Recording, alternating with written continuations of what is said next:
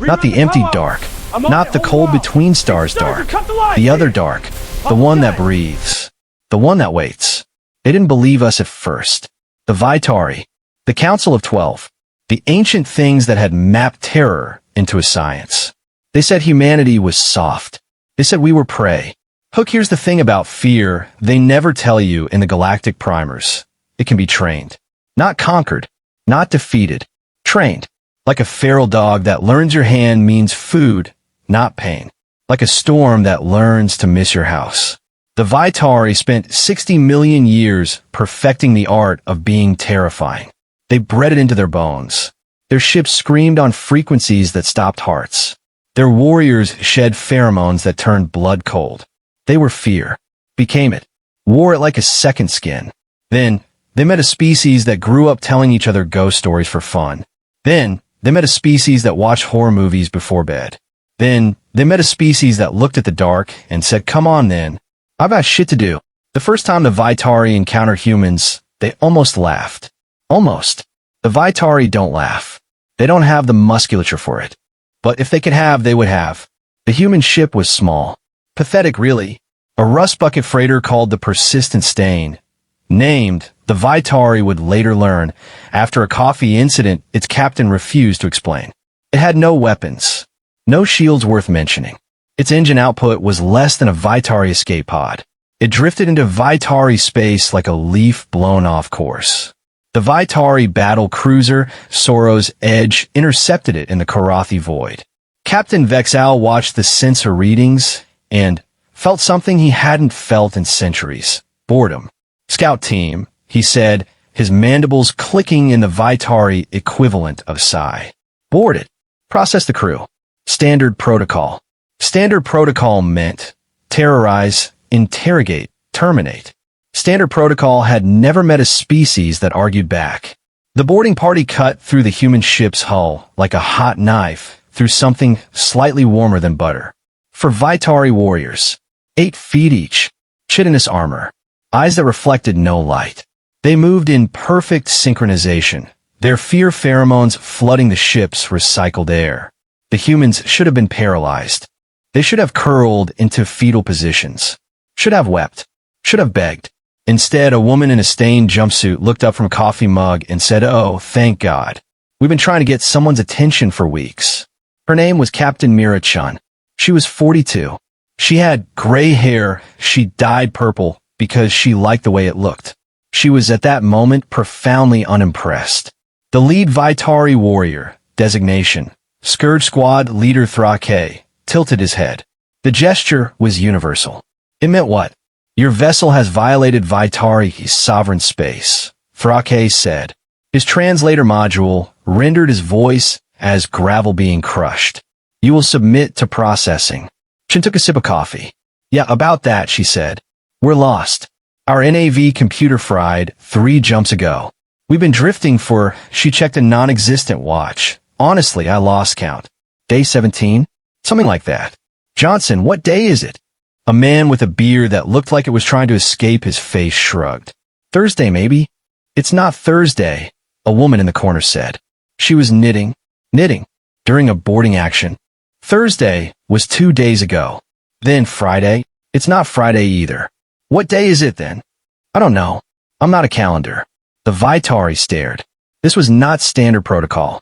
Thrake had been a Scourge Squad leader for 300 years. He had personally terrorized 17 sentient species into extinction. He had made planets weep. His fear pheromone output was legendary. He once caused an entire Zalathi trade delegation to spontaneously self-terminate just by walking into the room. And these humans were debating the day of the week. You will cease this, Thrake began. Inane chatter, Chin finished for him. Yeah, we get it. You're scary. Big mandibles. Very intimidating. But here's the thing, Mr. Scourge Squad, Thrake. Bless you. Here's the thing. We've been floating in your space for, best guess, 3 weeks now. No one stopped by. No one said hello. No one even sent a message. And now you're here. And you're all. She gestured vaguely at the warriors. This, and I'm supposed to be impressed? I've had more terrifying encounters with airport security. Behind her, Johnson snorted. Trakais mandiblestvichet. This is not a negotiation, he said. You are prey. We are predators. Your species is unranked, unclassified. You exist at our discretion. Chen nodded slowly, like she was considering something. Okay, she said. Fine. We're prey. Got it. What do predators do with prey? They consume them. Or they break them. Were they right? The whole Terror Empire thing. I read the briefing. Council of 12. 60 million years of evolutionary perfection. You're very impressive. But here's my counteroffer. She reached into her pocket. The Vitari tensed. Weapons raised. She pulled out a granola bar. Have you ever tried one of these? The Vitari didn't know what to do with that. They had protocols for begging, for pleading, for bargaining. For the 1,000 variations of terror they had perfected over geological timescales. They did not have a protocol for snacks. Thrake stared at the granola bar. It was wrapped in shiny plastic. It had the word chewy printed on it in block letters. It smelled like processed oats and artificial chocolate. What, he said, is that? Food, Chen said. You eat it. It's got fiber. Good for digestion. We do not consume. You don't have to eat it. I'm just saying. You came all this way. You broke into my ship. The least I can do is offer you a snack. It's called hospitality. You guys have hospitality, right? The Vitari did not have hospitality. The Vitari had dominance displays. This was not a dominance display. Thrake looked at his squad. His squad looked back. The youngest among them, a warrior only 50 years old, barely out of training, made a small, confused clicking sound.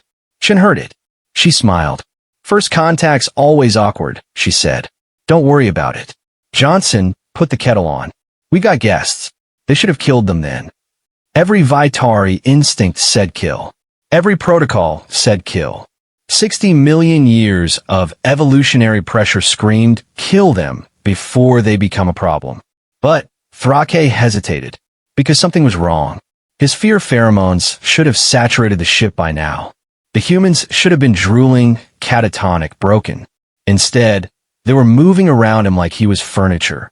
The bearded one, Johnson, was heating water in a metal container. The knitting woman, she'd introduced herself as Doc, hadn't stopped her needles once. And Chun, Captain Chun, was leaning against a wall like this was the most boring Tuesday of her life. His pheromones weren't working. That had never happened before. What are you? Thrake whispered. Chun heard him. Her smile softened, became something else. Something almost sad. We're the ones who grew up afraid, she said. Every night, every shadow, every creaking floorboard. We told ourselves stories about monsters under the bed. And then we grew up, and we realized. She pushed off the wall, walked toward him. The other Vitari warriors stepped back. They didn't mean to. It was reflex. But they stepped back. The monsters were never the scary part. Thrake held his ground. Barely. The scary part, Chun continued, close enough now that he could see the tired lines around her eyes, was that we kept going. We woke up. We went to school. We paid taxes. We fell in love. We had kids. We lived our lives while the thing under the bed watched. Do you understand? She tapped his chest plate. Once. A small, casual gesture. We learned to live with fear. And, after a while, fear learned to live with us. The kettle whistled. Johnson poured 5 cups of tea. He set one in front of each Vitari warrior. The cups were chipped. The tea was oversteeped. It smelled like bergamot and something else, something floral and sharp. It's Earl Grey, Johnson said. Captain's favorite. Drink up. Thrake stared at the cup. His instincts were screaming. Don't consume their food. Don't trust them. Don't. He picked up the cup. The tea was hot. It burned his upper palate. Vitari mouths weren't designed for hot liquids. But underneath the burn was something else. Something complex. A cascade of flavors that his translator module struggled to process. Citrus, flowers, tannins, and beneath it all, a bitter undertone that tasted like persistence. Like something that refused to die. He took another sip. Sit down, Chin said. We've got a lot to talk about. Thrake sat. 60 million years of Vitari military doctrine. Centuries of personal conquest. And he sat down on a crate of human supplies, and drank tea with a species that should have been his prey. He didn't know it yet, but that was the moment everything changed. The Council of 12 did not take the news well. "Explain," said High Executor Mocker, "how a species of primates convinced a Scourge Squad leader to drink tea with them." Thrake stood in the center of the council chamber. 12 Itari elders ringed him, their ancient chitin scarred by centuries of war.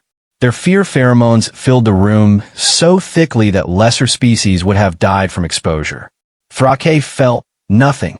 Well, not nothing. He felt annoyed, like he'd been asked to explain something obvious to someone who should already know it. "They're not afraid of us," he said. Mocker's mandibles clicked in disbelief. "Impossible. All species fear the Vitari. It is the natural order. Predator and prey. Fear and... They're not afraid," Thrake repeated. "I flooded their ship with enough pheromones to break a Cathari death squad. They offer me snacks. One of them was knitting. Knitting. It's a thing they do. With yarn. It calms them." The council chamber fell silent. Mocker leaned forward. His eyes, all 6 of them, fixed on Thrake with an intensity that would have made a lesser warrior's soul wither. "Describe them," he said, "in detail." Thrake closed his eyes. Remembered. "They're small. Soft. No natural weapons. Their skin tears easily. They have no mandibles, no claws, no venom. Individually, they're among the weakest species I've ever encountered. Then how they don't break." Mocker waited. "They don't break," Thrake said again. "I've seen prey species crack under pressure. I've seen them shatter, beg, betray each other. But these humans," he opened his eyes, they don't. They just keep talking. They keep making jokes. They keep offering you tea, even when they're afraid. And they are afraid. I could smell it underneath. They don't stop. They don't give up. They don't," he stopped. "Don't what?"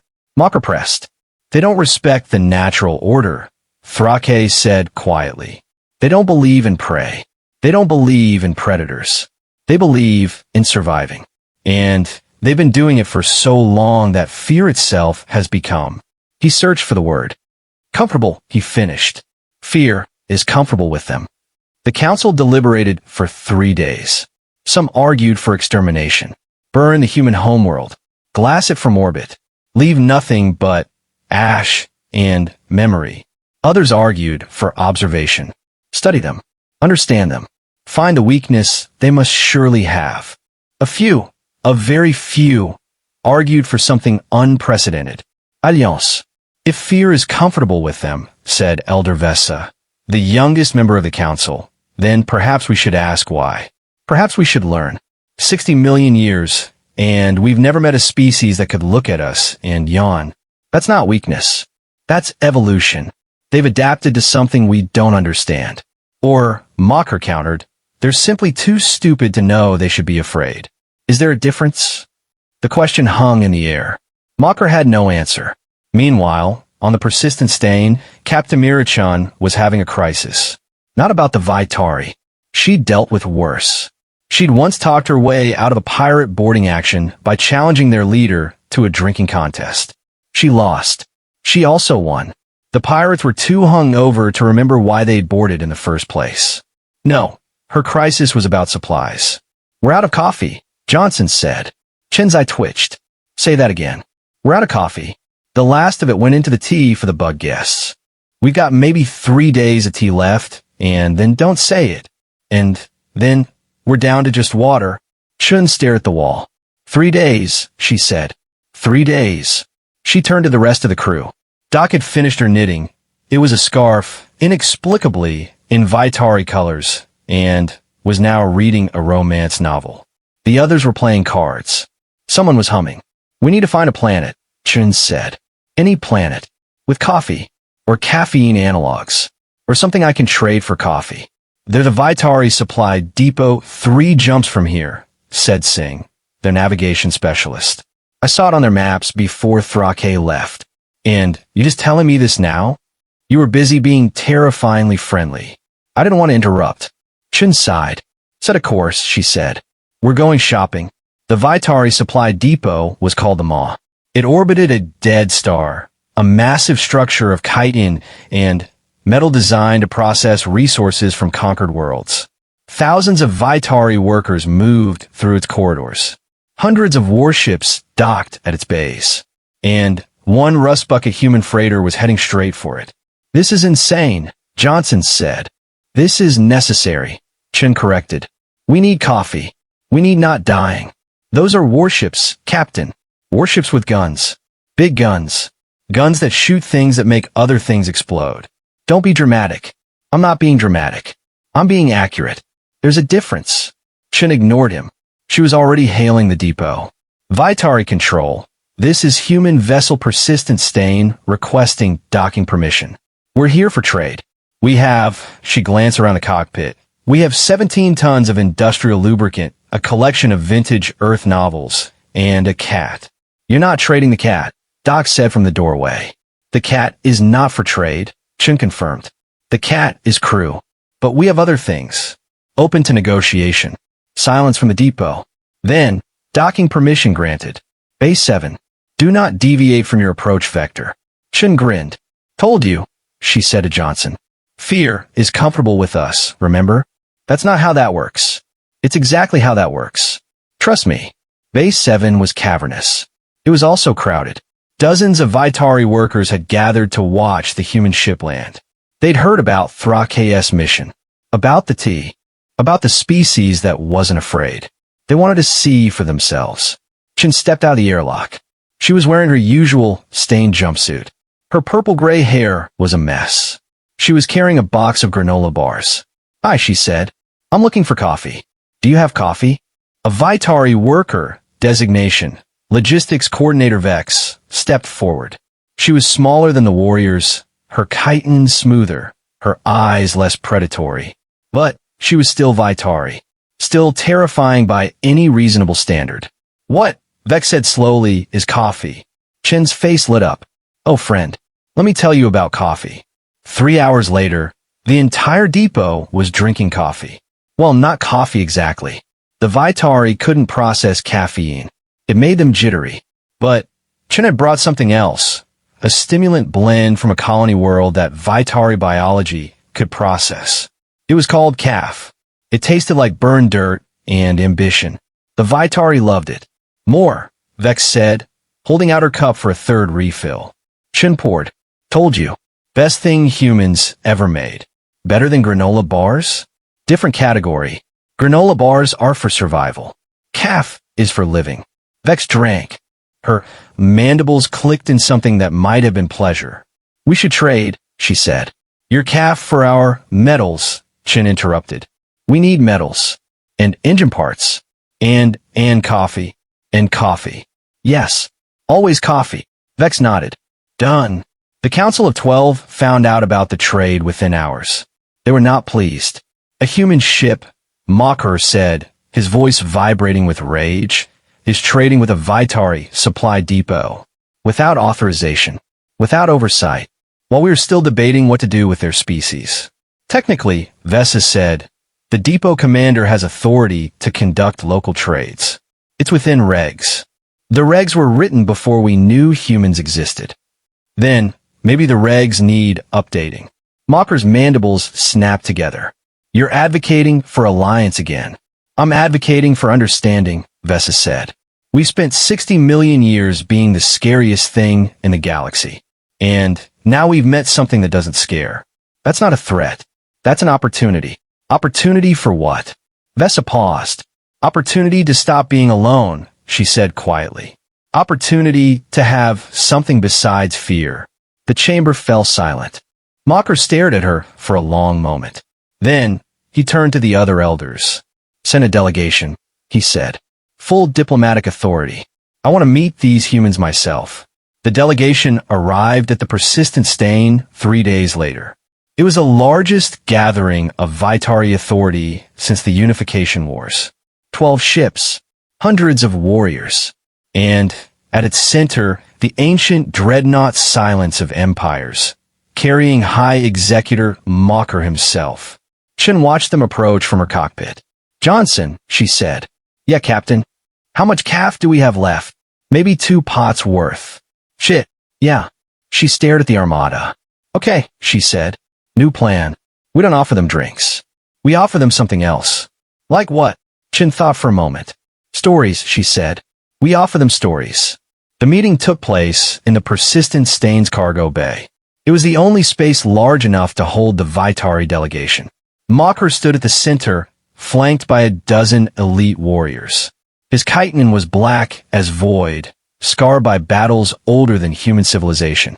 His eyes, all six, glowed with ancient power. He looked at Chen. She looked back. You're smaller than I expected, Mocker said.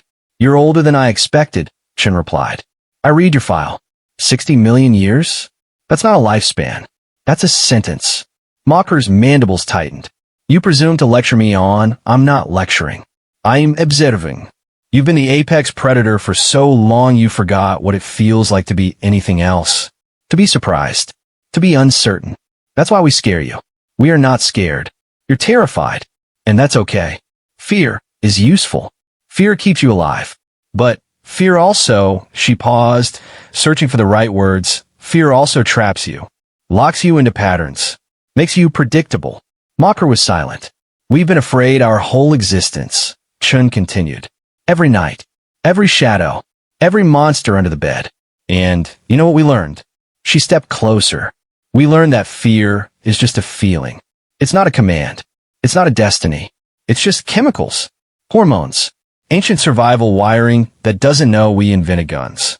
She tapped her temple. We learned to tell fear to shut up and sit down. And after a while it listened. Mocker didn't respond immediately. He was processing, analyzing, trying to fit this tiny, soft creature into his understanding of the universe. She didn't fit. None of them did. You speak of fear as if it's separate from you, he said finally. As if it's a tool. Because it is. That's what we do. We take things that should kill us, and we turn them into tools. Fire.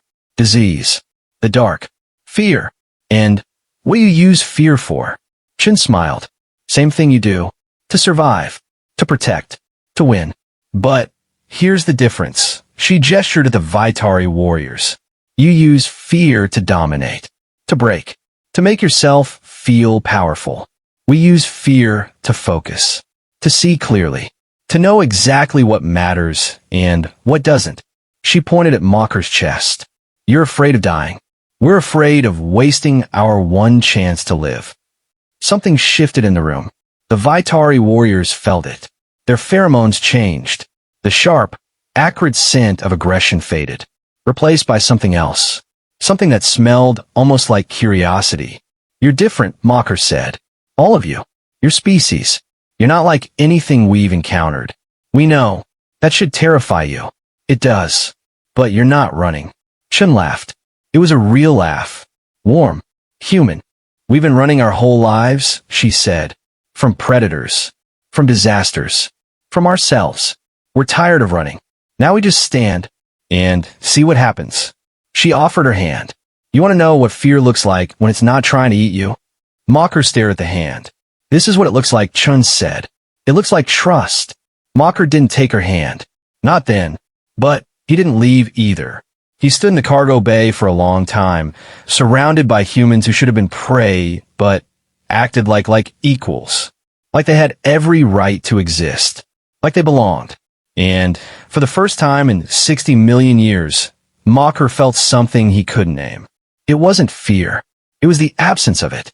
The sudden, terrifying realization that maybe the Vitari had been doing it wrong all along. The negotiations lasted 7 days. Humans and Vitari sat across from each other. They argued. They traded. They told stories. The Vitari learned about human history. The wars, the famines, the plagues, the near extinctions. The humans learned about Vitari history. The conquests, the empires, the endless, exhausting cycle of domination and submission. Both species were horrified. Both species were fascinated. You're barbarians, Vex said at one point, after hearing about World War II. Thank you, Chen replied. That wasn't a compliment. I know, but we're surviving barbarians. That counts for something. Vex clicked her mandibles in what humans learned to recognize as grudging respect. On the 8th day, something happened. A Vitari scout ship returned from the Outer Rim with urgent news. The Zilith Horde was coming. The Zilith Horde was old. Older than the Vitari. Older than the Council of 12. They'd existed in the spaces between galaxies, feeding on civilizations that grew too loud. They were concept as much as creature, a species that had evolved beyond physical form, existing as pure hunger. They consumed fear, and the Vitari produced more fear than anything else in the galaxy. We've been hiding from them for millennia, Mocker said, his voice tight. Staying quiet, staying small, because if they find us, they'll eat you, Chen finished. Yes, and they're coming now? The scout ship detected their approach. They'll be here in, Mocker paused, calculating, 3 months. The cargo bay went silent. Humans looked at each other. Vitari looked at each other. Then, Chen spoke. What do they eat exactly? The Zilith. Is it just fear? Or is it living things? Both, Mocker said. They consume fear first. Then, they consume the bodies that produced it. It's efficient. So if something doesn't feel fear, it's invisible to them. Indigestible. But nothing doesn't feel fear. Even we feel fear. It's the basis of all. Chen held up a hand. Nothing, she said, except maybe us. The Vitari stared. You can't be serious, Vesa said. We've been afraid our whole lives, Chen said. Every generation. Every day. We're made of fear. But we've also learned to use it. To hide it. To make it so deep inside us that no one can see it unless we want them to. That's not how fear works. With respect, Elder, you don't know how our fear works. You've never been human. You've never had to learn to smile while your heart is trying to crawl out your throat. You've never had to tell yourself it's fine, it's fine, it's fine while something in the dark is breathing on your neck. Chen looked around the room. We've been training for this. Our whole existence. We just didn't know it. Mocker made a decision. It was the hardest decision of his long, long life. Teach us, he said. Chen blinked. Teach you what?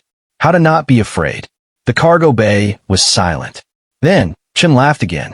But this time it wasn't warm. It was something harder. Something that had seen things. You don't learn not to be afraid, she said. That's not how it works. You learn to be afraid and keep going anyway. That's the trick. That's the whole thing. She looked at Mocker. Really looked at him. You've been the apex predator so long you forgot what courage feels like. You think courage is the absence of fear. It's not. Courage is fear that's learned to sit and stay. She tapped her chest. We're not fearless. We're just well-trained.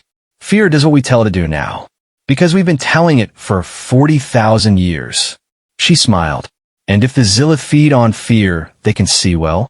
We'll just have to show them something else. The plan was insane. Even by human standards. The Vitari would lure the Zilith Horde to a single system. A dead star with no habitable worlds. The humans would be there. Waiting. In their tiny, rust bucket ships. With their terrible coffee and their granola bars and their complete, absolute refusal to be afraid in a way the Zilith could detect. How is that supposed to work? Mocker demanded. The Zilith have been consuming fear for billions of years. They can sense it. They can taste it. You can't just watch us, Chen said. And that was that. The next 3 months were chaos. Humans from across the galaxy volunteered. Not soldiers. Not warriors. People. Farmers. Teachers. Mechanics. Baristas. They showed up in every kind of ship imaginable. Freighters, shuttles, even a few ancient military vessels held together with duct tape and prayer.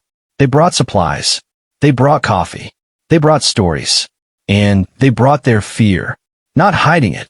Not suppressing it. Using it. Channeling it. Turning it into something the Vitari had never seen before.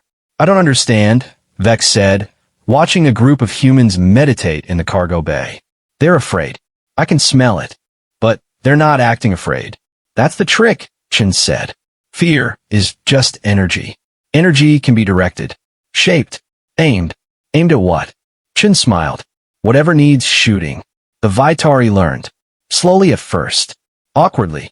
They'd spent 60 million years being the scariest thing in the room. Learning not to be scary was like learning to unlearn breathing. But they tried. They sat with humans. Listened to human stories. learned human jokes. Most of them didn't translate, but a few did.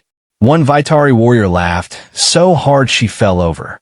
It was the first time her species had laughed in recorded history. And slowly, imperceptibly, something changed. The Vitari stopped trying to be terrifying. They started just being, and it was the most terrifying thing they'd ever done. The Zilith arrived on schedule. They came from a void between stars, a cloud of something that wasn't quite matter and wasn't quite energy. They had no ships, no weapons, no bodies as humans understood them. They were hunger given form, billions of years old, and they had never encountered anything that didn't run. Until now, the human fleet waited at the dead star. 17 ships, most of them barely space-worthy. The persistent stain at the center, its hull patched with scrap metal and hope. Chun stood on the bridge. Johnson was at her side. Doc was knitting, a blanket this time. For Mocker, she'd taken a liking to the old tyrant. "They're here," Singh said. Chun nodded. "Open a channel." "To who?" "To it. The Horde. Whatever's in charge." Singh stared at her. "Captain, that's insane." "I know. Do it anyway." The channel opened. There was no voice on the other end. No sound at all. Just presence. A vast, ancient awareness that pressed against the human ships like a hand testing a fruit for ripeness. Chun felt it. Felt the hunger. The endless, aching need that had driven the Zilith for eons. And she felt something else. Curiosity. "Hi," she said. "I'm Mita. This is my crew. We heard you were looking for something to eat." The presence rippled. Fear, it seemed to say. "We smell fear. But different." "Wrong." "Yeah, about that," Chun said. "We've got fear. Lots of it. But we've also got something else. Something you've never tasted before." The presence waited. Chun took a breath. "Courage," she said. "Hope. Love. Stubbornness. The weird, stupid, beautiful determination to keep going even when everything says stop." She stepped closer to the view screen. "That's what we're made of. That's what's in our blood. And if you try to eat us, you're not going to like what you find." The Zilith Horde hesitated. For the first time in its existence, it hesitated. Because the humans were right. There was something wrong with their fear. It was there, present, real, undeniable, but it was wrapped in something else. Something that burned. Something that tasted like poison. "Were you?" the Horde asked. "We're the ones who looked at the dark and said, 'Come on then,'" Chun said. "We're the ones who told ghost stories around campfires and laughed. We're the ones who made fear our pet." She smiled. "And our pet doesn't like strangers." The Horde surged forward. Not attacking. Testing. A tendril of its vast consciousness reached toward the persistent stain, probing for weakness, for fear, for anything it could use. It found Johnson first. Johnson was terrified. His heart was pounding. His hand was shaking. He was thinking about his daughter, about the birthday he was going to miss, about all the things he'd never get to do. But underneath the terror, underneath the screaming animal part of his brain that wanted to run, there was something else. Love. A love so fierce, so stubborn, so stupidly human that it didn't care about fear. It didn't care about death. It cared about her. About getting home. About making sure she knew he'd tried. The tendril recoiled. It had never encountered love before. Not real love. Not the kind that made you stay when every instinct said flee. It burned. The Horde tried again. Doc this time. The knitter. The one who'd seen too much, lost too much, and kept going anyway. Her fear was old. Worn smooth like river stones. It didn't spike or scream. It just was. A background hum beneath the steady rhythm of her needles. And beneath that, grief. A grief so vast it had become part of her. Not a wound. A scar. Something that had healed wrong and kept her together anyway. The tendril touched it and screamed. Because grief, real grief, the kind that comes from losing everything and choosing to stay alive anyway. That wasn't food. That was acid. That was the memory of a billion broken hearts, a billion reasons to give up, a billion times humans had looked at the void and said not today. The Horde pulled back. It was hurting. Chun stepped forward. "Now you understand," she said. "We're not prey. We're not predators. We're survivors. We've been surviving things that should have killed us since before we had language. Since before we had fire. She looked directly into the presence. You're billions of years old. You've eaten civilizations. You've ended species. But you've never met anything like us. Because we're the thing that doesn't stop. The Horde ride. Impossible, it said. Everything stops. Everything ends. Everything. Everything except us, Chen said. We're too stupid to stop. Too stubborn. Too full of coffee and bad ideas and the absolute rock-solid certainty that tomorrow might be better. She spread her arms. So go ahead. Try to eat us. See what happens. The Horde fled. Not retreated. Not withdrew. Fled. Like a predator that had suddenly realized it was the prey. It streamed away from the dead star, back toward the void between galaxies, its ancient hunger replaced by something new. Fear. For the first time in its existence, the Zillith Horde was afraid. Afraid of the tiny, soft, ridiculous species that had looked at terror and said sit. Stay. Good boy. Afraid of the humans. The Vitari watched the Horde disappear. For a long moment, no one spoke. Then, Mocker's voice came through the comm, Captain Shun. Executor Mocker. What just happened? Shun laughed. It was tired. Relieved. A little bit hysterical. I told you, she said. Fear is comfortable with us. It's been comfortable for a long time. And when something tries to take it away, she shrugged. Well, fear gets protective. Loyal even. You don't mess with someone else's fear. That's just rude. The Vitari didn't understand. Not fully, but they understood enough. They understood that humans had done something impossible. They'd turned fear, the most primal, uncontrollable force in the universe, into a weapon, a shield, a friend. And they'd done it not by conquering fear, but by living with it, by making space for it, by accepting it, by teaching it that it didn't have to be in charge. Teach us, Mocker said again. But this time, it wasn't a request. It was a plea. Teach us how to be like you. Shun looked at him. Really looked. It's not easy, she said. It hurts. It's scary. You'll fail. A lot. We spent 60 million years being perfect predators, Mocker said. Perhaps it's time to try something else. Chin smiled. Then, welcome to humanity, she said. We're terrified. We're exhausted. We're pretty sure we're going to die tomorrow. She offered her hand. But we're not going anywhere. Mocker took her hand. His chitin was cold. Her skin was warm. And for the first time in 60 million years, the Vitari High Executor felt something he'd never felt before. Hope. The Vitari didn't become human. They couldn't. Their biology was different. Their history was different. Their fear was different. But they learned.